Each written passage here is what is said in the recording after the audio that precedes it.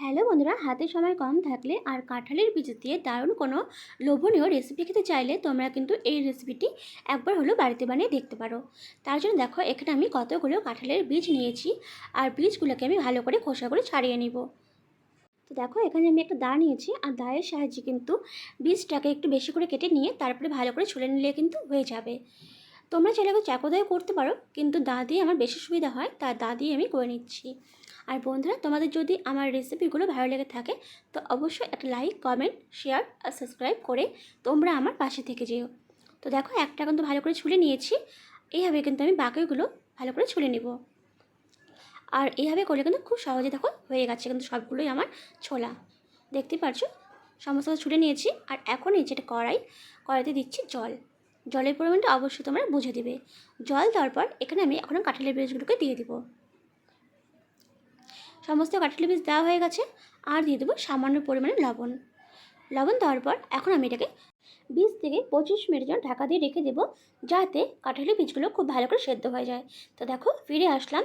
আর এখন কিন্তু বীজগুলো খুব ভালো করে সেদ্ধ হয়ে গেছে। এখন আমি একটা ঝাঁঝরির সাহায্যে বীজগুলোকে নামিয়ে নিব। রেসিপিটি কিন্তু একদমই সোজা বানানো আর খেতে কিন্তু ভীষণ ভালো লাগে। তোমরা কিন্তু অবশ্যই ট্রাই করো।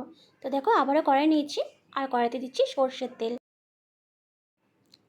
তেল দেওয়ার পর তেলটাকে একটু ভালো করে গরম করে নিতে হবে। তো দেখো, ভালো করে গরম করে নিয়েছি। এখন দেবো দুটো শুকনো লঙ্কা, দিয়ে শুকনো লঙ্কাটাকে খুব ভালো করে ভেজে নিব।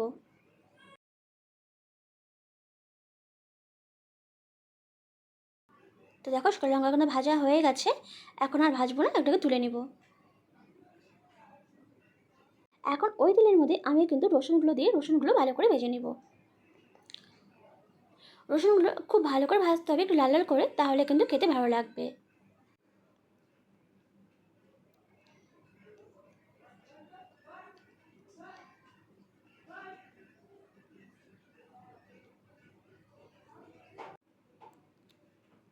তো দেখো, রসুনগুলো কিন্তু বেশ লাল লাল করে ভাজা হয়ে গেছে।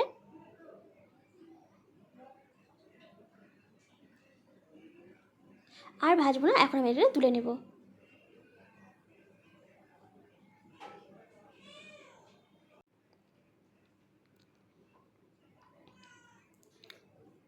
এখন আবারও ওই তেলের মধ্যে আমি পেঁয়াজগুলোকে দিয়ে পেঁয়াজগুলো ভেজে নেব। এখানে আমি বড় সাইজে দুটো পেঁয়াজ কুচি করে রেখেছিলাম, সেটাই দিয়ে দিলাম।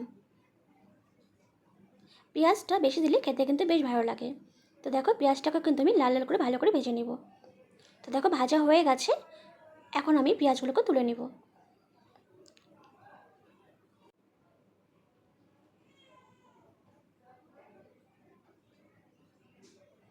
তো দেখো, সমস্ত পেঁয়াজ আমি তুলে নিয়েছি। তো দেখো, সমস্ত কিছু ভাজা হয়ে গেছে। এখন আমি শুকনো লঙ্কাটাকে ভালো করে ডলে নিয়ে সমস্ত কিছুকে ভালো করে মেখে নেব।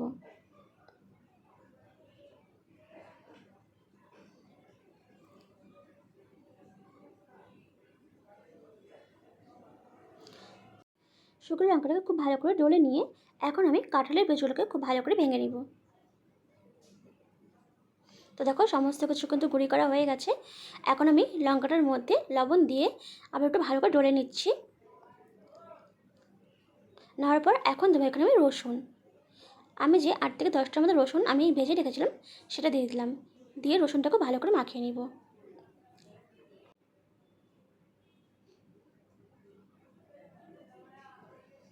রসুন মাখানো হয়ে গেছে। এখন দিয়ে দিচ্ছি পেঁয়াজ।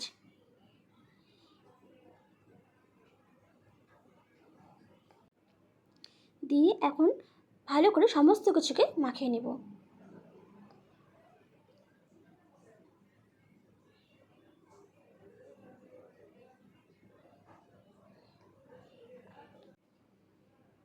তো দেখো, সমস্ত কিছু ভালো করে মেখে নিয়েছি। এখন দেখো, আগে থেকে যে কড়াইতে তেল ছিল ওর মধ্যে আমি একটা শুকনো লঙ্কা দিয়ে দিলাম ফোড়নে। দিয়ে একটু ভালো করে ভেজে নেব।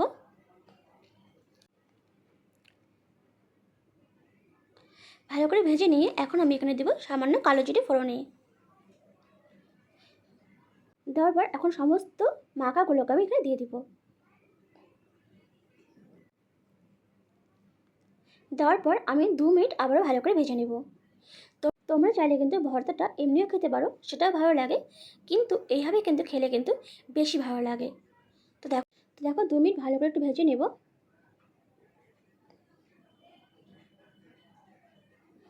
তো দেখো অনেকটাই কিন্তু হয়ে গেছে, আর ভাজবো না, হয়ে যাবে। এখন আমি নামিয়ে নেব।